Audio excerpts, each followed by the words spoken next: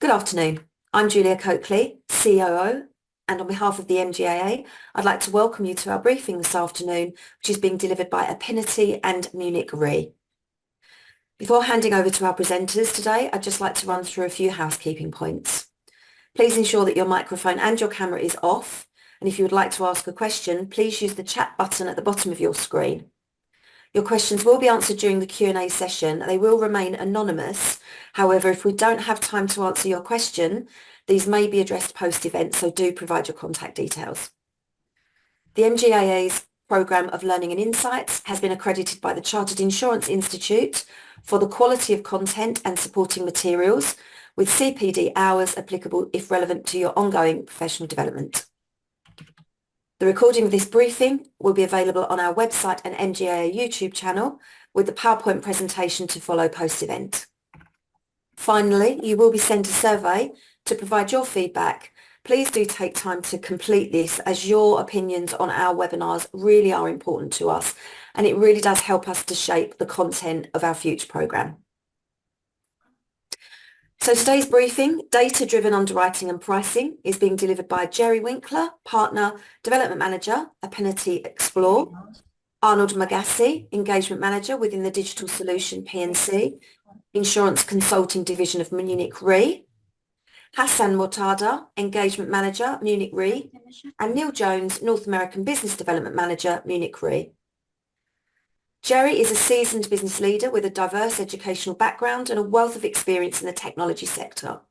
Since joining Affinity in January 2023, Jerry has been driving the company's vision forward. His commitment to excellence and his ability to adapt to the ever-changing insurance landscape make him an invaluable asset to both his team and clients alike.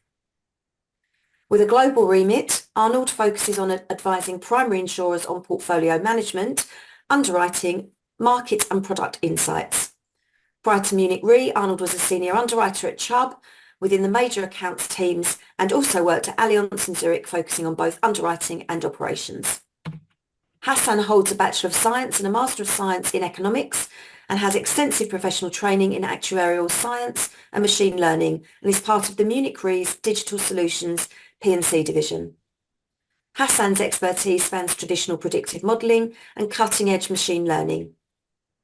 Neil joined Munich Re in April 2023 and works to digitalise and streamline underwriting for Munich Re clients and non-clients across primary insurance, MGA and broker markets. Neil has responsibility for North American business development for Munich Re's Digital Solutions P&C Underwriting Technology Group, which includes Realytics Zero, Munich Re's automated no-code, low-code underwriting platform. So Jerry, if I might hand over to you. Thank you very much, Julia. Thank you very much for the intro. I'm still blushing. Since this is the MGAA, we do have learning objectives, of course, ladies and gentlemen. I won't read them to you, but what is really crucial today, you will see how we combine technology and third-party services and how this is used by our experts and people out there in your business that really know what they are doing. And we need to better understand where you're standing. For that reason, we want to pick your brain in the beginning. If you could go to the next slide, we do have a little poll question for you. As we know, insurers and the MGAs are on different levels in their maturity. It's relevant for us to understand how important it is, or how you see it, that data is available and how you see that in your environment. And yeah, we are waiting a few seconds. I understand from Julia something is going on in the background and we might see the results in a few seconds. Yeah, I'm hoping delegates, yes, they can. So delegates are just submitting their responses to the question, do you believe your company makes the most of data available to you? Interestingly, rather a high figure at the moment, 70%, which just shows the needs for this webinar. 70% are saying no, that their company doesn't make the most of data available. That's dropped slightly to 66, which equates to 19 of our delegates, 20 of our delegates now actually saying no, that they don't think their company makes the most of the data that's available to them. So just give it a moment more. I think we've still got 1 or 2 delegates submitting their answers. So that's 31 people have voted. We've got 32%, sorry, 34%. It's changing still. 36% saying yes, they are making the most, and 64% saying no, their company is not making the most of the data available to them. So I see this as an opportunity, to be honest, Julia. It's very valuable that we see that. We can go forward, please, to the next slide, and I quickly introduce the engines that are working together today. So Realytics Zero is owned by Munich Re as the Affinity Marketplace, and what we will be showing is how these two work together in a way that is very much in the benefits of insurers to improve and automate their value chains. And please take the opportunity to ask questions as well. So I like it to be interactive. You can use the chat whenever something is up in your mind. Let me know or let us know and we will answer. And please go to the next slide. We also want to show you quickly how the marketplace looks like. So this is also for those of you that feel young enough for multitasking, the URL is down there on the right-hand side. This is a public marketplace. You can consume up to 40 services from there. They are ready, commercially and technically ready for you to be consumed. And some of the services will be mentioned later on. It will be the Munich Re location risk service and Chimney, which is very much focused on the UK market, but you will hear more about that. And also, if you're interested in Realytics Zero, you will find out more information on our marketplace. So, as I said, please be interactive. We're looking forward to that. I will not torture you with my Denglish any longer, and I am forwarding to Arnold, please. Thank you very much, Jerry. Okay, great. Thank you, Neil. Just to start it off, it was quite interesting to see the results of the poll. Quite a significant number of people think that their companies are not utilizing all the data that's available to them. Just to start us off, I just wanted to obviously make the point that initially when a lot of insurance professionals think of data, they think about it in very specific lines of business or within very specific areas. And on this slide, we wanted to highlight the point that at least from an insurance consulting perspective and when we work with our clients, we see data and digital utilization across the whole value chain. So with customer experience and distribution, of course, improve customer journeys, getting analytical insights to better target customers. And again, from a personal lines perspective and small commercial perspective, this is quite popular within price comparison websites. However, within the trading platforms that are now becoming more common in, at least in the UK market, the commercial sector is also becoming more digital and data-driven as well. And of course, underwriting, pricing and claims. Data enrichment is a key factor there.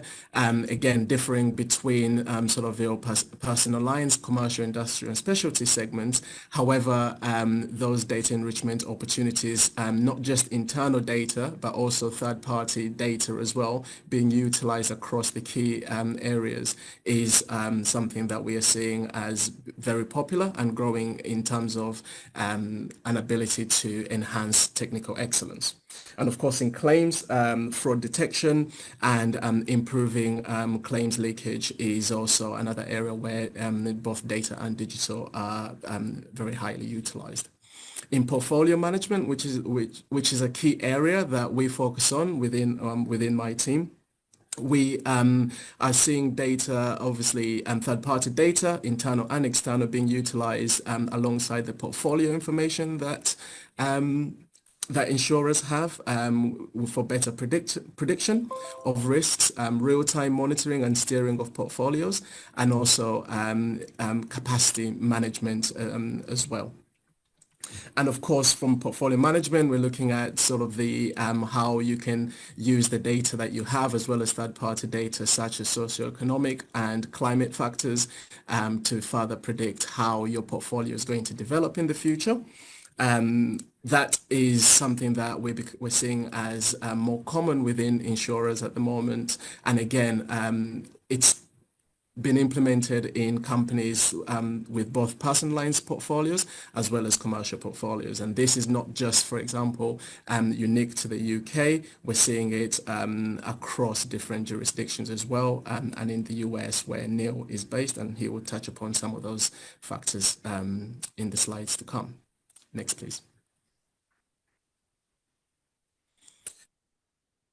So using data to enhance your technical excellence. We all know that the more usage of data are key areas within the process would improve your technical excellence.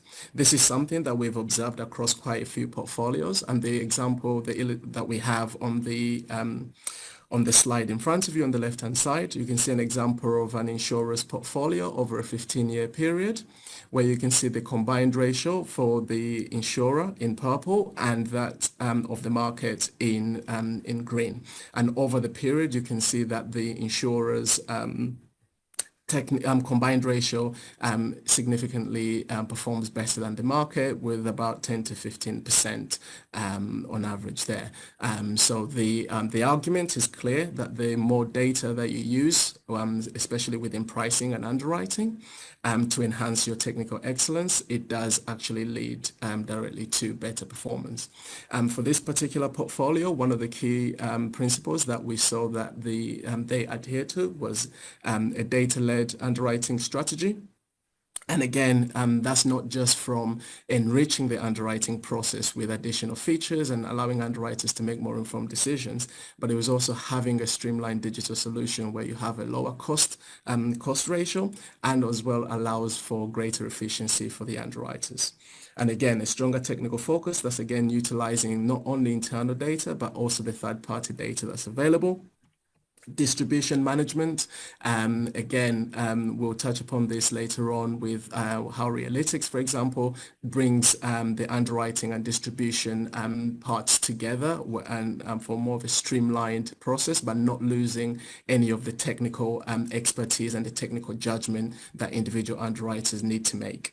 And of course, value proposition across the process, but especially if we talk about claims, we've seen claims optimization, identification of fraud, and just an improved customer journey as well. As we know, within the claims sector in particular, it's quite critical that the customers on both personal lines and commercial segments, they have a smooth journey, and the teams also have a tool that they can use that is up to date and is supported by all the data points that are available to them within the organization. Next, please, Neil. So, as many of you on the call, and it's quite interesting on the poll that we just had, many of you would know the classic problems when it comes to the conversation of data and digital. And again, complexity is one that we constantly hear about across the whole marketplace that we look after globally.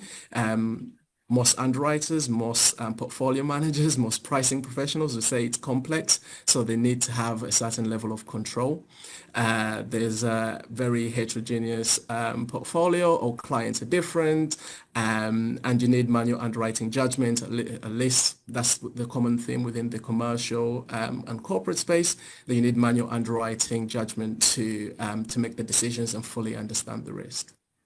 The problems, of course, are also clear. Everyone knows what the problems are.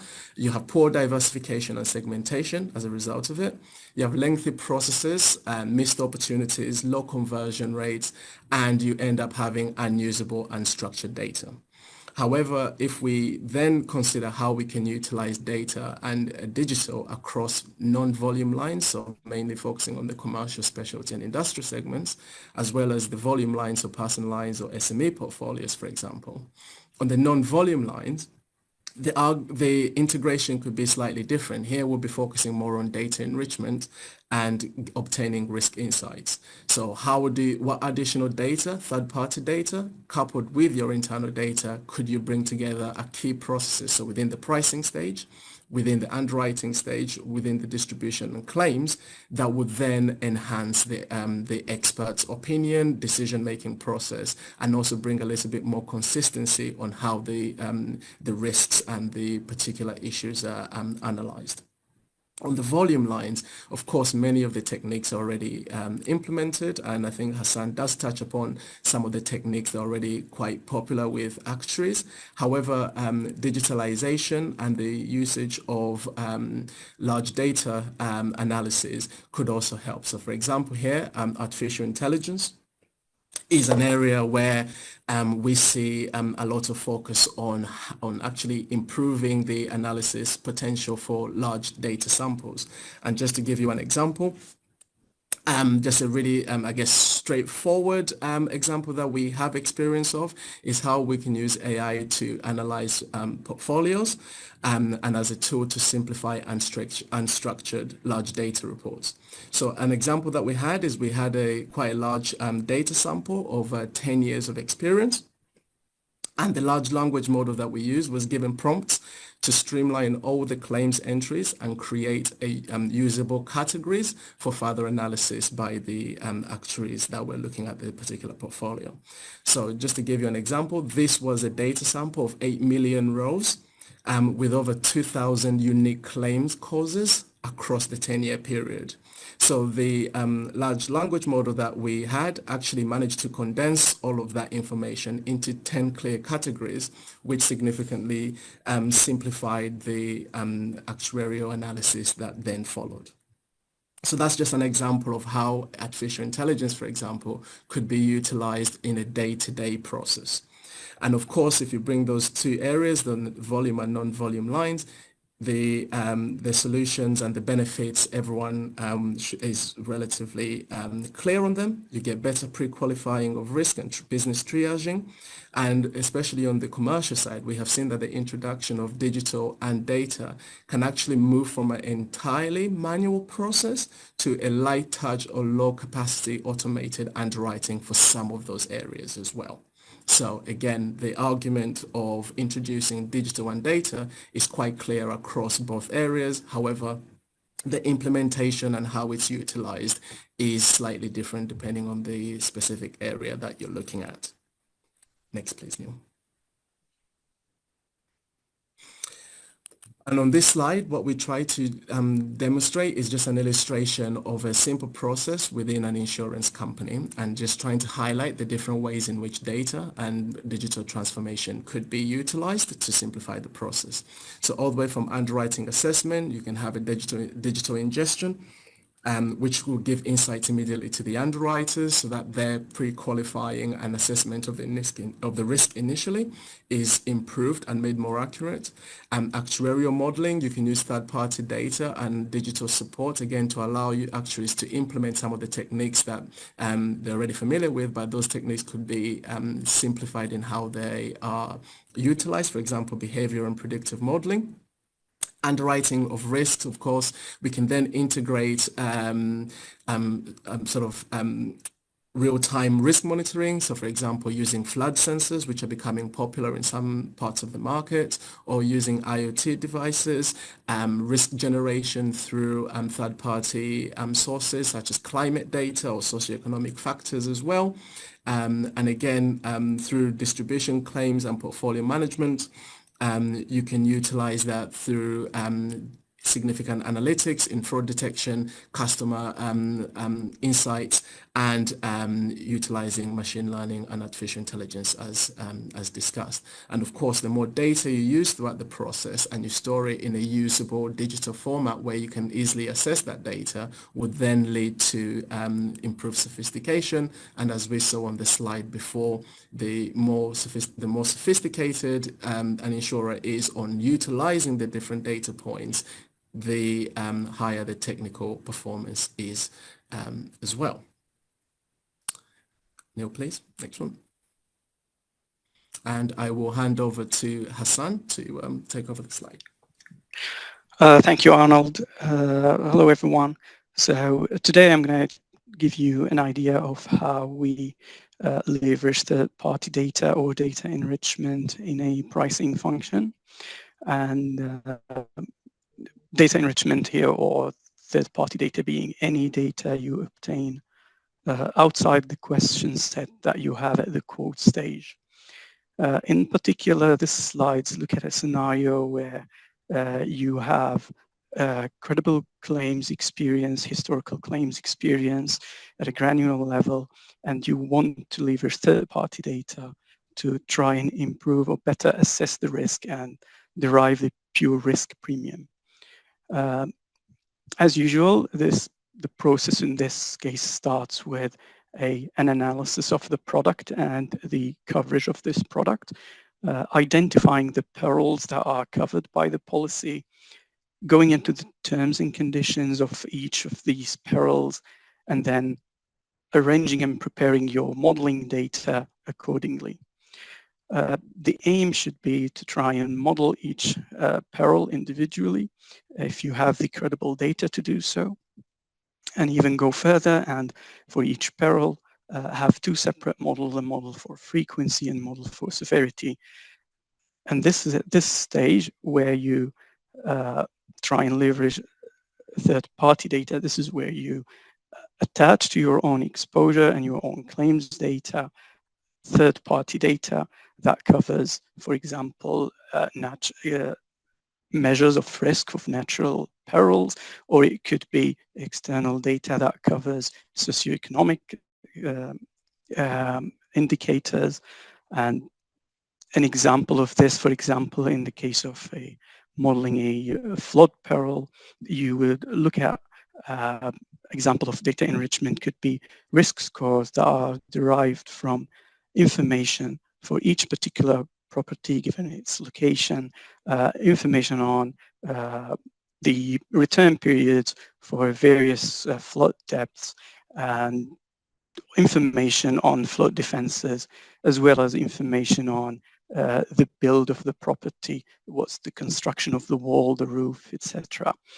Similar examples can be thought of in relation to other natural perils like a storm. Some third-party data can touch on non-natural perils like the escape of water.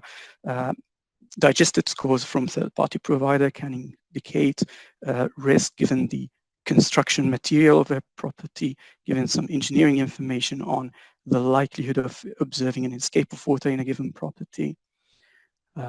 Another example of, or a different example, touching on the category of socioeconomic information, helping with predicting the frequency and severity of a given peril. For example, for theft, you could have information on the crime per capita in a given postcode. So basically the idea is to get as many rating factors that can help you explain for each individual model the frequency and severity. This is an exercise where you perform statistical analyses and use machine learning algorithm to sift through this very large number of data enrichment information, and then arrive and find out which of these data enrichment information is actually help explain the risk at hand and what effect it has on the risk derived relativities for each factor, helping you assess the risk for each individual profile. And without, next slide, please. So in this slide, I examine a scenario. This is a scenario where historical claims information is not available, and third-party data can also come in handy in this situation. For example, this is a situation you find yourself in when you're trying to launch a new product or go into a new geography. What I'm going to provide here, what I'm going to offer or show on this slide and the next, a high-level plan of how you can derive your pricing model for day one or for launch, and what things that have to take into account for the days after. So this is in 2 phases. We will look at the first phase. This is the phase of pre-go live. And in this phase, as usual, the starting position is to understand the target market where you want to launch a product and understand what the product you're offering and what coverage it has. And that will dictate what kind of market data you wish to purchase or obtain access to. An example of such data, such market data, is the data that price comparison websites make available in the personal line space. Such data is granular. It's for each individual risk profile. You would have information on the, for example, average top 5 prices or the most competitive prices.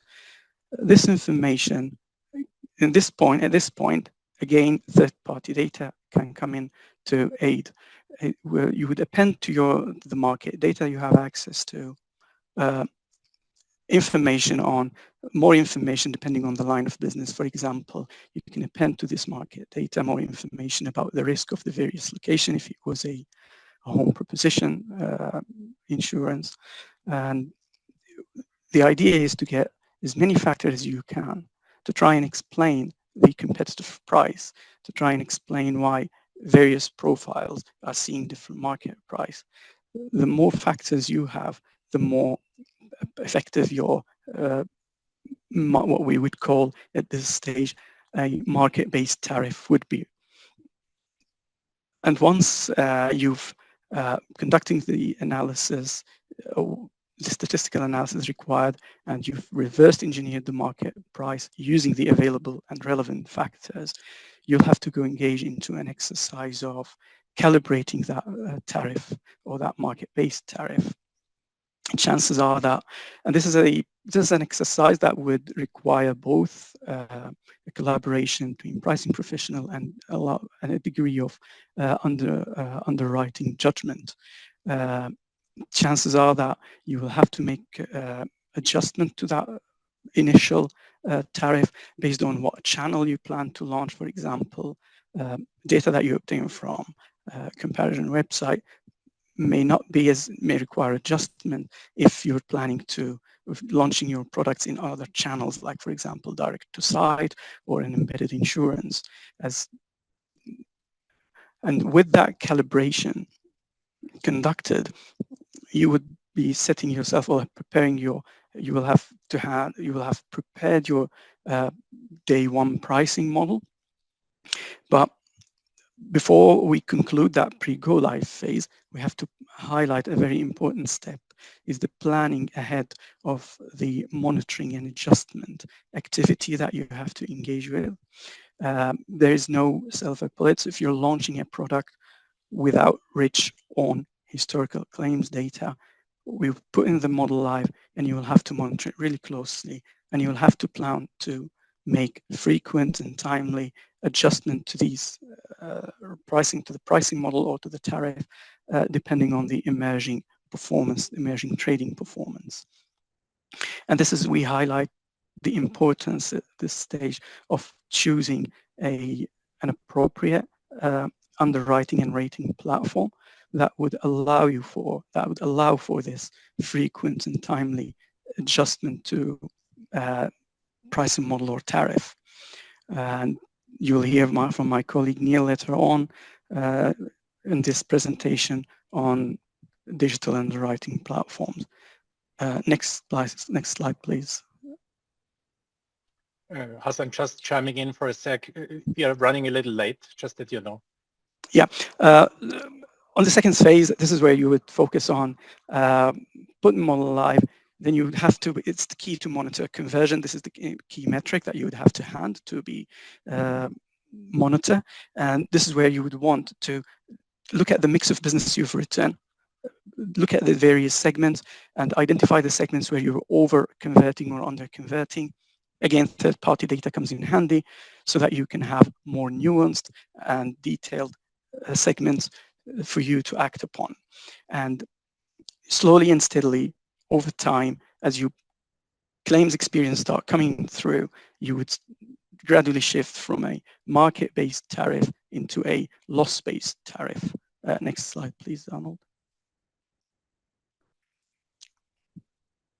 And this is now so far in this presentation, it's been so abstract. We're just talking about how digital platform and data help with pricing and underwriting. At this stage, we'll try and put it more into practice, and we'll demonstrate to you through how we could leverage Affinity as a marketplace for digital products that insurers or MGAs can choose from and plug into their ecosystem.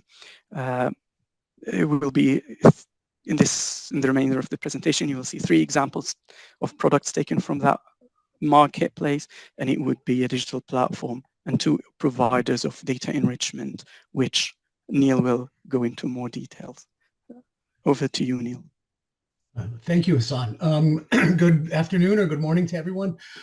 So what I'll do is walk you through a relatively common use case that we see in the incorporation of third-party data into an underwriting process. Before we go into that detail, we just wanted to get your thoughts really quickly. Another poll, do you see areas where third-party data will enhance your pricing, underwriting technical experience? So looking forward to your input. I think the results are starting to come in now. I'm just taking a look. Thanks, Neil. Yeah, they are shared, and we've got our delegates responding. Nobody has said no to this question just at the moment, which is I suppose it's worrying to see, but also good to see in the same sense. I'll just give it a moment or 2 longer. Anyone else would like to answer the question? Do go ahead.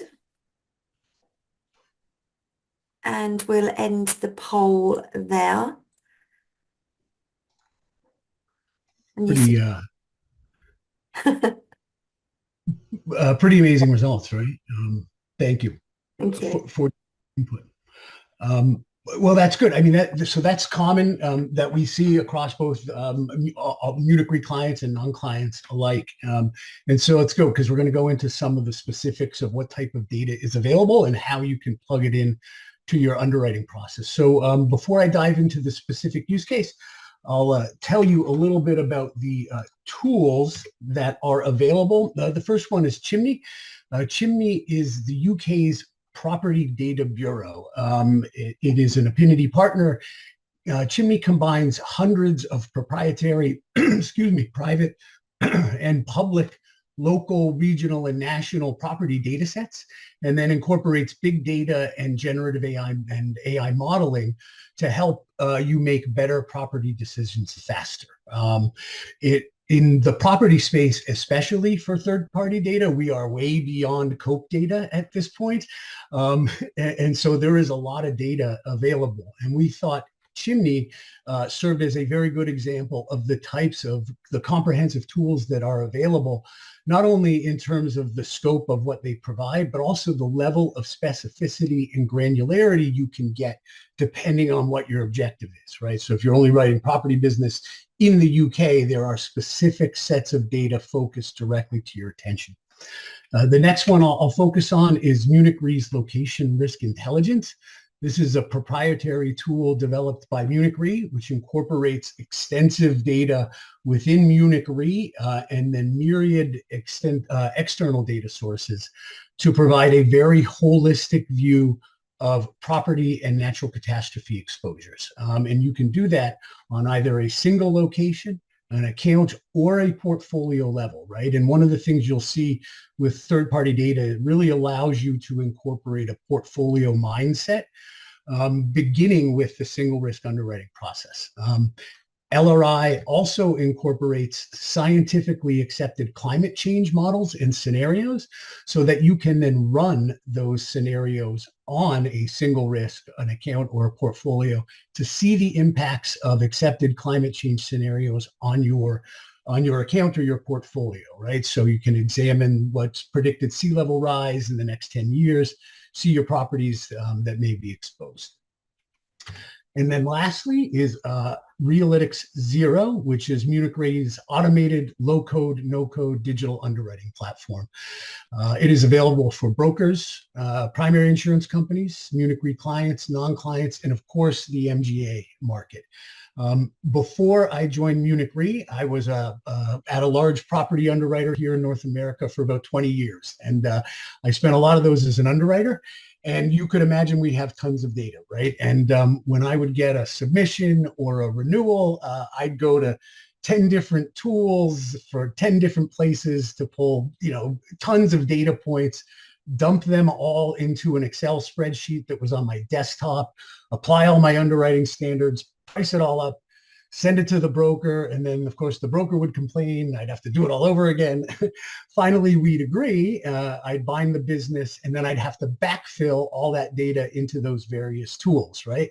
And of course, if there was a problem with one of them along the way, I had to wait for IT to make a change. And if there was a change to an underwriting standard that I wasn't aware of, I may misapply that, right? So Realytics Zero was built to solve all of those problems. Realytics is Munich Re's own rate quote buying platform. Again, it's available to clients, non-clients, and MGAs. It automates the most important parts of the underwriting value chain, right? It was built by underwriters like me for underwriters to solve all of the problems that I just mentioned, and also change the way that you can build, release, and scale insurance products, right? The goal is really to let the business do the building. It's what we call a no-code, low-code platform, which is a term you've probably heard within the market as you're evaluating rate quote buying platforms and other types of platforms. And what that essentially means is you don't need an IT background to be able to utilize the power of the tool. Primarily, you need some good fundamental Excel skills and familiarity with modern user interface, right? No-code, low-code also means that it reduces and in many cases can eliminate a reliance on IT. And not that you completely cut IT out of the picture, but it allows them to focus on the important IT-related points of the process and allows the business to do the building of the products and make the changes as they're needed, right? It's important as you evaluate digital underwriting platforms to keep in mind that no two processes are ever really the same, right? The way we underwrite property here may be different than the way you do it there. Most platforms have a common workflow based on the product line, but your workflow may not match that. And so you want to make sure that whatever platform you pursue has the ability to make changes and account for any of the complexity that you might have in your own processes. That becomes especially important when you're talking about the incorporation of third-party data, because data doesn't just have to inform one part of the underwriting process. As Hassan and Arnold have pointed out, there's a ton of data that has already been incorporated before a rate is even developed, right? The actuaries and the pricing experts. And data can really be incorporated throughout all points of the underwriting process, all the way from the beginning for product development to book level data, right? Hit rates, submission to quote ratios, things of that nature that allow you to look at the relationships you have with your business partners. And then, of course, all of that data is captured on a portfolio level. So that really does help to ingrain a portfolio mindset into the underwriting processes, all the way down to an individual account level, right? In many cases, what we see is clients don't quite know what third-party tools and data and how they may play a role in the process. And so some of the biggest efficiency gains that we see are realized when we work with clients to map out their current underwriting processes, figure out where there may be opportunities to automate or use third-party data. And so you want to make sure that your digital underwriting platform will work with you to help identify those interests. So back to our use case. So say I wanted to automate the underwriting process for a property book of business, right? I would go to the Affinity Marketplace, which has very insurance and banking focused breadth of providers. I would look to access Munich Re's location risk intelligence tool. And then I would integrate that into my digital underwriting platform via API. Now, API, you hear the term a lot. It stands for Application Programming Interface, really just a technical term to define how computers talk to each other.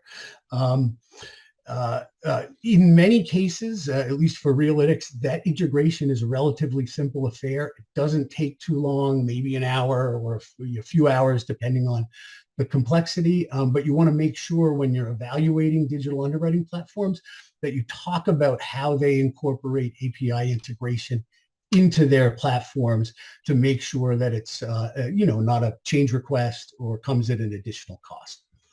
So then once I've gone to the Affinity Marketplace, selected LRI and integrated into my digital underwriting platform, it really can open the proverbial floodgates on underwriting information.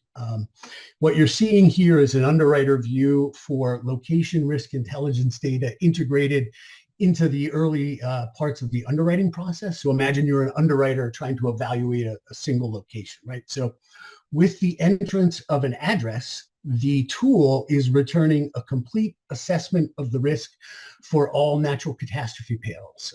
This is on a single location, but again, can be done on an account or a portfolio level. So what used to take me several days as a property underwriter was now done almost instantaneously, certainly in a matter of seconds. And what this allows you to do is not only return the scores and the risk evaluation, but you can then automate other points of the underwriting process based on the data that is returned, right? So if a particular score should have a particular weight for pricing, you can automate that impact on the price, right? If a particular assessment of a location should generate a referral, that referral can be automatically generated and sent to the underwriter with the right authority.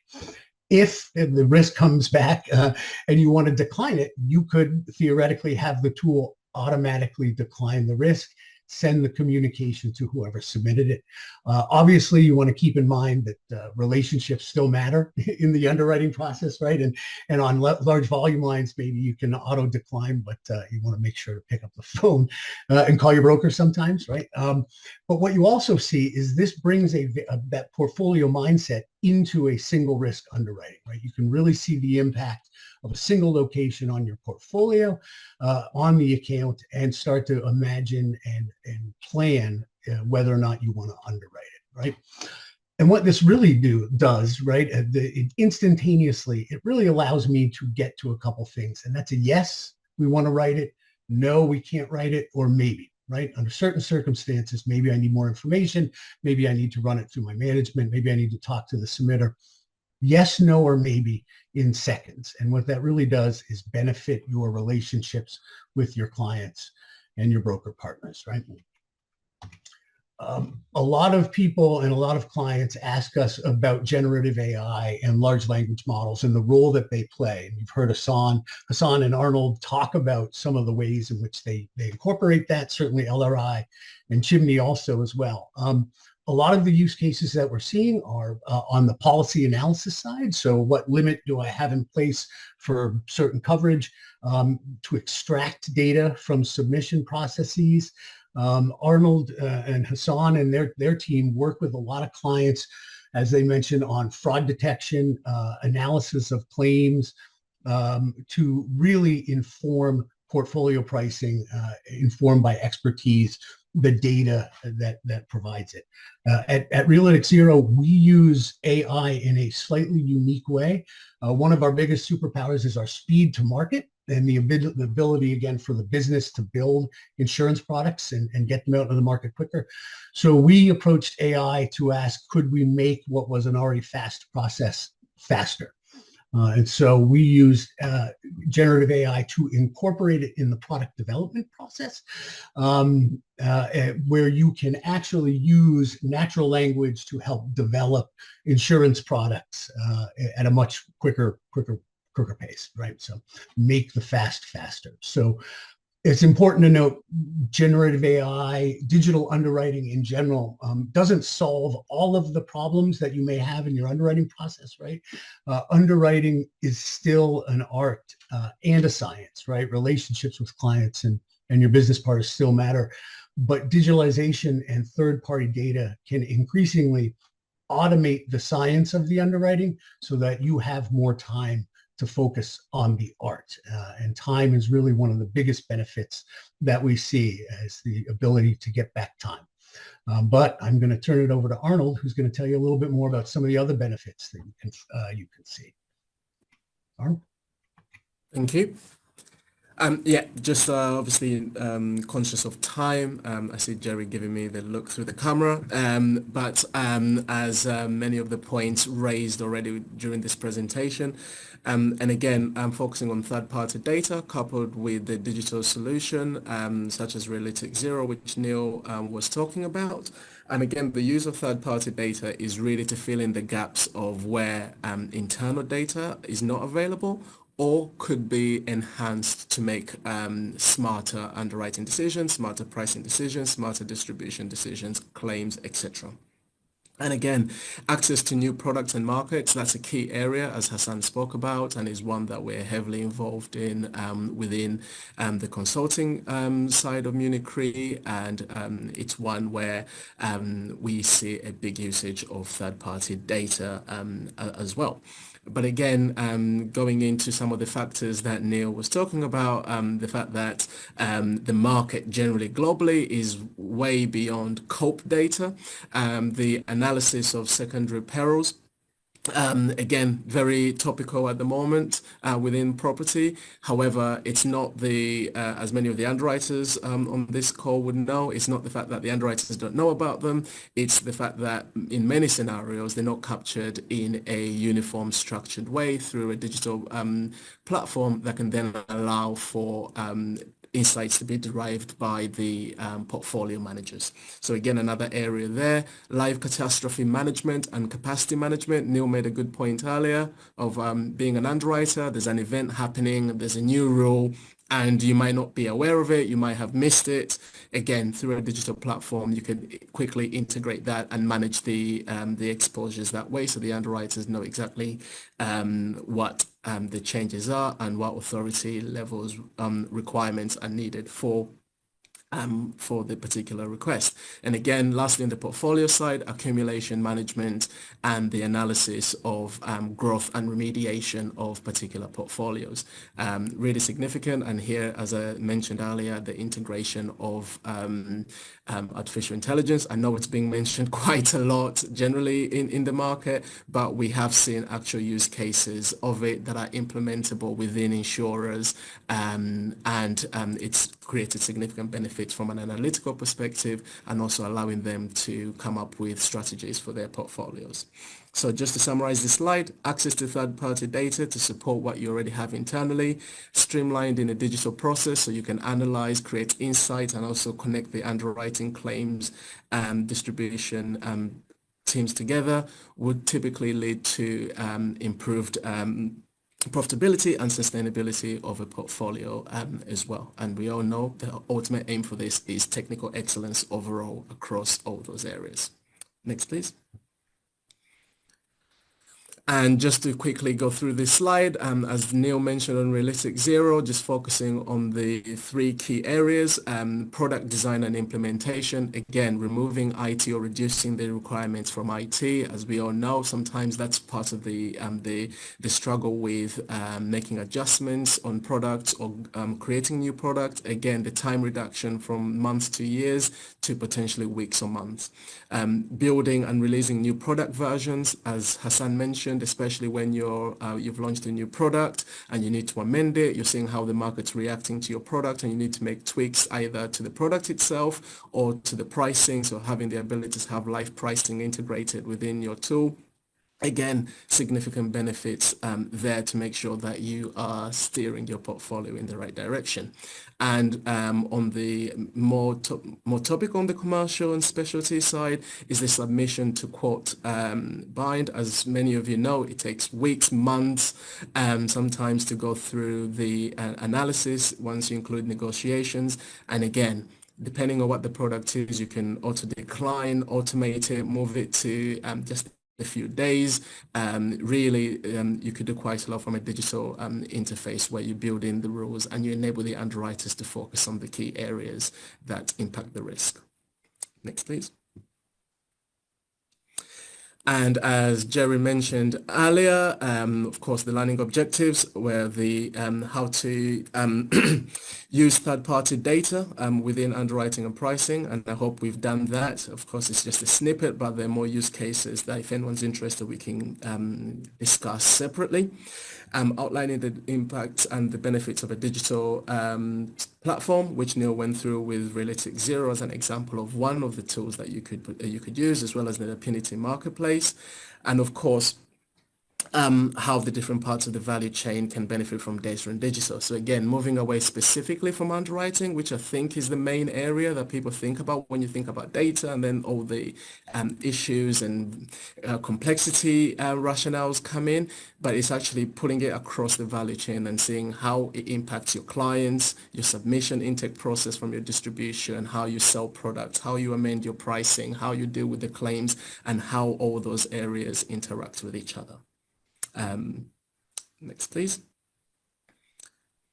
And yeah, that's the end of the presentation. So if anyone's interested, you can have a look at the Munich Re website for our papers on the power of life pricing and product and pricing day one, or reach out to Jerry, who can answer any questions or direct you to us for any specific questions about anything within the presentation, or if you just like to have an exchange on some of the things that we have mentioned about, we'll be more than happy to do that. So over back to you, Jerry, I think. I think yes to me. Thank you very much, everybody, for staying in that long. So still 40 people here. I'm very happy about that. And I'm sure Julia wants to say a few words at the end, right? Thanks, Jerry. Yeah, we do have a couple of questions, if I can put those to you. We've got just a few minutes. So one of the questions came in actually earlier in the presentation. Which third-party social economic tools / services are you seeing the most demand for currently, which are having the biggest impact on improving loss ratios? Who would like to take that? I can make a start, and feel free, colleagues, to chip in. So sometimes the party data some of it is open source, like you can get lots of information from the Office of National Statistics on that, and some of it is available from third-party data. Like, for example, you can get a score on the likelihood of residential theft if you're looking at a property book. They're also, depending on your lines of business, you may find credit information from Experian may be helpful. So to mention just a few, but feel free others to chip in. Thanks, Hassan. And also just quickly, just to mention that the location risk intelligence platform obviously offers climate data, which would be a combination of impact of greenhouse gases, as well as changing socioeconomic factors as well, which are sort of incorporated within that future projection as well. So I guess socioeconomic factors can be utilized in slightly different ways and from different sources, but yeah, it would depend upon the very specific use case that you have. Thanks, Arnold. So another question, which should take us through to finalising this presentation. So underinsurance in the property market is currently seen as a large risk in insurance. Do you know of any success stories where a third-party social economic service is helping to combat this issue? So I suppose it does tie in with the other question, but I suppose it's looking to drill down more into a particular provider, or, as you say, open source research, certain websites. Yeah, I think my thoughts on it. Yes, we've observed something in relation to underinsurance. Probably more, we've seen that associated with the cost of living and insurers coming with a scaled back coverage. That's in terms of like the terms and conditions of what an insurance offer. So clarity on the coverage, like making it very transparent and obvious to the customer what the different tiers of your products offer, is key in combating that. Thanks, Hassan. Did anyone like to add anything further to Hassan's response? Yeah, just very quickly, I think within underinsurance, as Hassan sort of alluded to, it's quite a complicated sort of topic in terms of understanding what the true underinsurance is. But if you are using third-party data, similar to what Hassan mentioned, I think in his previous answer, utilizing some open source information where, for example, if a client did put in certain information about themselves, it would then enrich that information with more with other information that perhaps gives you a little bit more insight in from an underwriting perspective, just to know whether or not they are fully capturing the risks. So for example, we did an analysis within the SME sector, and especially if you're looking at micro SMEs or small SMEs where, for example, we all know the complexity of insurance itself is maybe one of the causes of underinsurance and individuals not understanding the full extent of the cover that's required.